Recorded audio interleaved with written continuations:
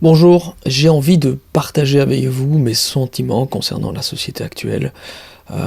Et voilà, je me pose pas mal de questions, et notamment sur nos libertés. Un exemple, vous achetez une maison, vous êtes content, elle est à vous, mais finalement, en y réfléchissant, vous payez une banque. Vous payez aussi une taxe. Quand vous avez terminé de rembourser votre prêt, vous avez toujours cette taxe habitation qui revient chaque année.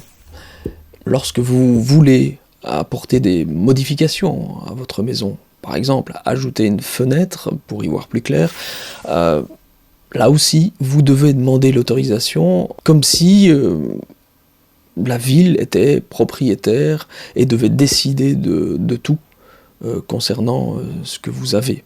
Et donc ça va un petit peu comme ça pour tout, je trouve, dans la société. On se dit, bah tiens, rien ne va. On vote pour des gens et finalement, ils font ce qu'ils veulent. Oui, c'est vrai, ils font ce qu'ils veulent. On vote pour des gens et ils font ce qu'ils veulent. Il y en a qui sont déçus, qui ne votent pas, et finalement ça fout encore plus le brin qu'autre chose, parce que ceux qui votent pas, ce sont en général les gens qui sont pas contents, et ceux qui votent, ce sont les gens qui sont contents, donc qui vont toujours voter pour les mêmes. Maintenant, nous, à notre niveau, on peut changer les choses autrement. Le changement par la consommation. Vous savez, si vous achetez votre beurre à la ferme, votre poulet à la ferme, vous décidez de donner la chance à des gens qui travaillent chez nous déjà. Alors il faut poser les questions quand vous allez acheter.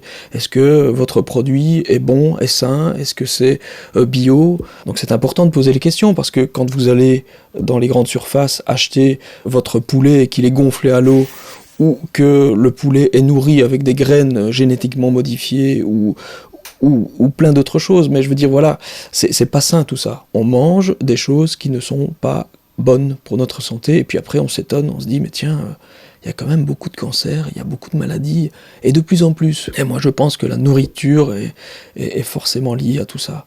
Vous savez que sur une pomme, il faut retirer 8 mm de pelure pour éviter les pesticides, et vous mangez ça. Donc c'est pas sain.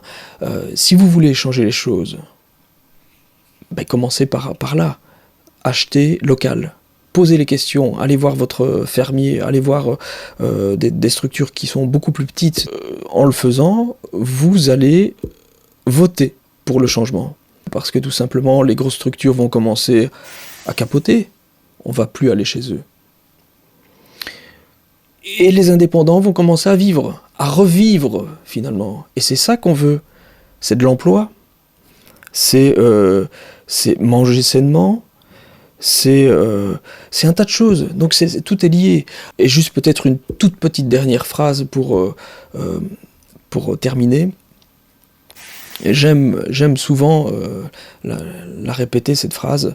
Elle est de Nelson Mandela, qui dit que l'arme la plus puissante au monde contre le pouvoir, c'est l'éducation. Alors éduquez vos enfants. Et quand je dis éduquez vos enfants, c'est pas à coup de fessées, c'est pas à coup de paroles violentes, parce que vous savez, une parole violente, c'est peut-être même pire qu'un coup de poing. Ça reste ancré en vous. Si on vous dit constamment que vous êtes un cancre, vous le serez finalement. Vous allez le croire que vous êtes un cancre. Donc je crois que l'éducation, c'est accompagner son enfant, c'est lui apprendre les bonnes choses positivement, en le félicitant quand il fait des choses bien. Voilà. Donc j'en termine avec ça.